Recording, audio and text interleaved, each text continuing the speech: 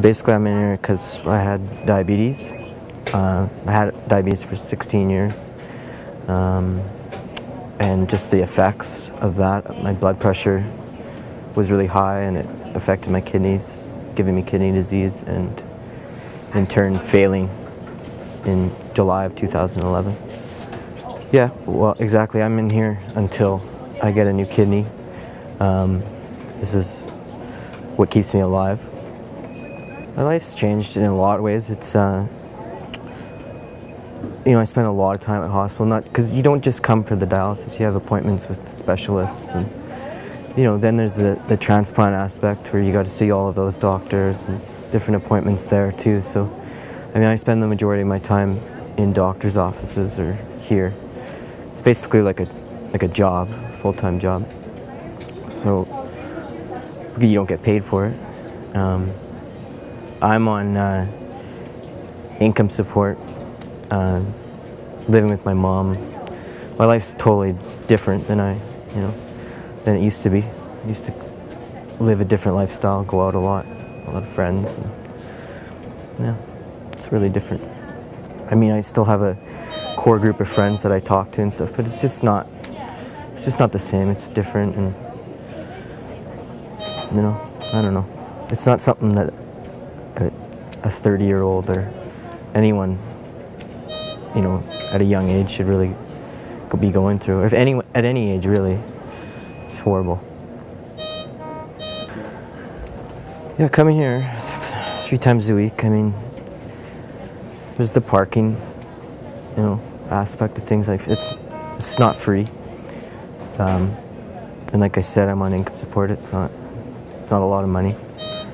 So, and then there's finding rides, and there's times you don't feel good after, where you can't drive yourself home, and I got to depend on my mom or my brother to come pick me up. And, there's the waiting and the driving all the way from we live on the West End, so that can be a bit of a hassle. And then there's just coming here. There's not much for a person to do. You can watch TV. That's about it. It's hard to read a book because you can't move your one hand. So it's tricky. I thought you'd be able to study and stuff, but yeah. I don't know really what you could do to make it more interesting for a person, but it's just a long time for anyone. Like you're tied to a machine, right? You can't move, so that makes it a little more difficult when you're sitting for 4 hours. Yeah, and then there's just, you sleep a lot too. It's hard to get a real, actual sleep because there's, lights on and there's a lot of sounds going through and people coming up and this machine going off all the time and stuff. So, yeah, it wears you out. Your blood pressure, when it drops, it's really hard on the body. It's like fainting basically. You feel like you're gonna faint. You get really dizzy and short of breath. Nauseated actually, so going through that isn't, it's no fun. Yeah, it doesn't happen to a lot of people, to everyone, but for me, for some reason, I don't know, I'm just unlucky or what, but lately it's happened a lot. Even a couple times a run. So going from really high amounts to really significantly lower in just a matter of seconds. So your body definitely feels it. Yeah, today I was 180 over 112, which is really high. But then I could drop down to 85 over 60 or something like that. Just in the drop of a dime. Yeah, you just kind of get this sick feeling of your body, and tightness around your eyes almost, like you're gonna faint. I'm sure some people do.